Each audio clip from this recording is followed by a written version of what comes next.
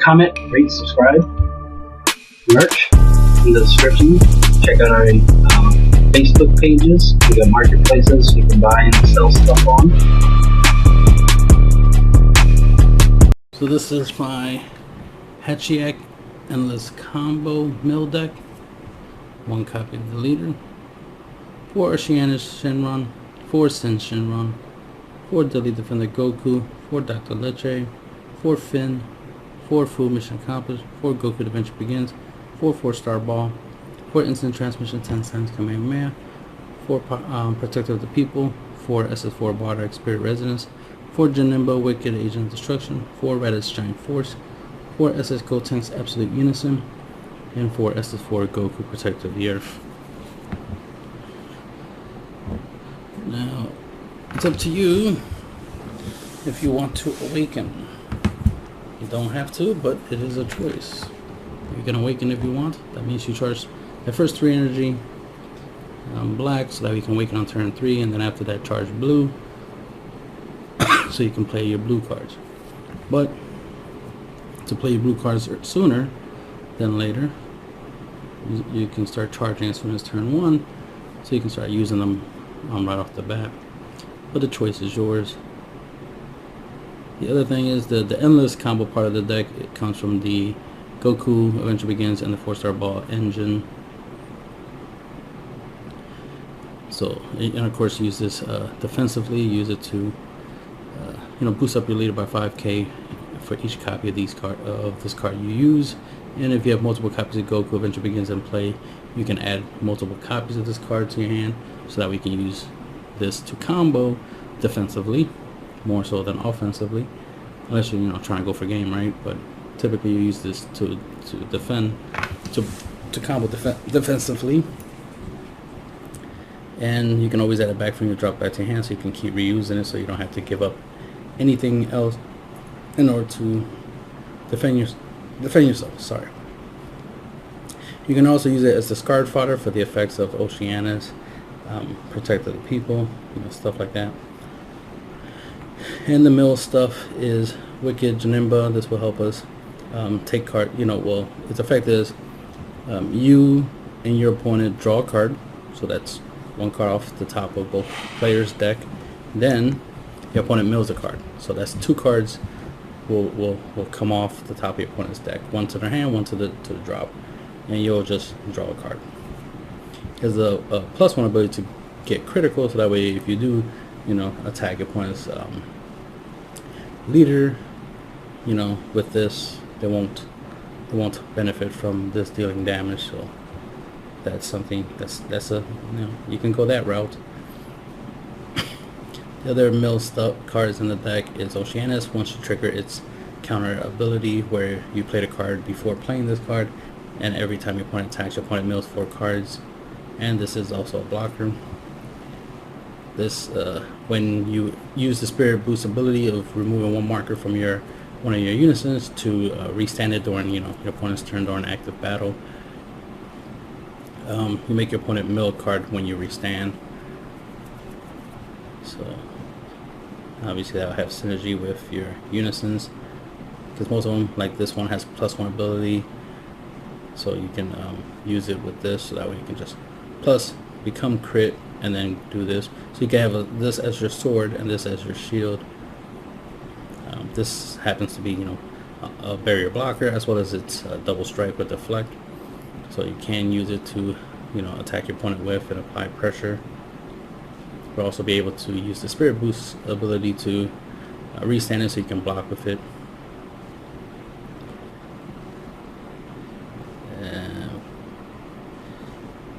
That is all the mill stuff. Your leader has the ability that when a battle card attacks, the player who attacked with a battle card can't attack with tokens or battle cards with energy cost 7 or less other than the card they attack with, which means anything 8 and higher can attack after this leader effect is triggered. Active main once per turn, place the top card of your deck under this card, then mill a card, then draw a card. And to awaken, you have to have only black energy in your energy area. You choose 3 cards under this card and send it to the drop. Draw a card on the awaken. On the awaken side, auto, same as the front. 7 or less can't attack. The second auto, when this card attacks, get 5k boost and for the duration turn, and then draw a card. So it's a 20k in your turn when it swings, and you get to draw a card. Combined with SS4 Bardock, you could be drawing 2 cards a turn. That's if you awaken. You can draw 2 cards a turn if you don't awaken with your leader's active main ability. But just remember, you'll be placing the first card on the bottom. This leader, the second card will get milled. It's the third card you'll draw for this effect. So typically, I like to use the Unison's ability to draw first, because if there's a really good card on top of my deck, I want it in my hand, and then after that, the next 2 cards, go to different zones, and then you draw the third card from the top of your deck every time you trigger this effect. So keep that in mind. Don't use it too much, because you can end up milling yourself out. The goal is you want your opponent to be the one that mills out, more so than anything. We got our Finn for some board wiping. We got Gotenks and SS4 Goku for some board clearing, as well as some board control. Of course, Goku can give us an extra turn. Bardock can also potentially give us an extra turn, because it has the ability to make it where your opponent has to choose 1 card from the hand and send it to warp in order to attack. So if you use these cards, -2 abilities, you can control your opponent's board to give them extra turns, so you can mill your opponent out, right? Your defense obviously comes from your counterattacks and blockers. Your barrier blocker right here, which could potentially block twice. Your deadly defender, if you keep them on the field long enough, using the 4-star ball for example, be able to absorb the hits for you instead of your leader taking the hits, right? And this is a blocker which has the activation. We pay 2 to play from your drop for just 2 energy. You mill 2 cards when you play it, so be careful how you use this. You don't want to mill yourself out, but it's a reusable blocker. A full mission accomplished can let us grab any 7 cost or less black battle card from our drop or warp and add it to our hand, just by removing this card from the game from our drop area. So we have every black battle card in here is a target for that. Goku Adventure Begins, mentioned before, active main. You use it to grab your 4-star ball. If you have multiple copies of it, you can grab multiple balls, and then you can use the balls to protect yourself. And you can always get your balls back from the drop, add it back to your hand, so you can protect yourself with your balls. Instant transmission 10-time command. Counterattack, negate attack. Place up to 2 black battle cards in your warp into your drop area. Active main, pay 1 black energy. Choose 2 cards in your hand. Send it to the warp to add this card from your drop to your hand. So that way it's a reusable negate. So you can always, guarantee you have a negate when you need it. Protector of the people. Counterattack, negate an attack. Then you may choose 1 card in your hand and place it into your drop area. If you do, choose one of your leader cards and it gets the following effect. When this card is attacked by a battle card, it gets 5k power for the turn. So it's a way to make it where your leader keeps pretty much comboing on its own. So kind of like an endless combo strategy. If they keep trying to attack with a battle card, especially if the battle card has dual attack, triple attack, and stuff like that, the leader will get stronger just by that effect, and then you can just try to combo to out combo your opponent's attacks. Not much. Most of these cards have their own effects to help you clear the board. Reddit's one of your main blocker Unisons, because he's 19k, he can block twice, because when you activate his blocker skill, you can restand him, so you can obviously block with him again.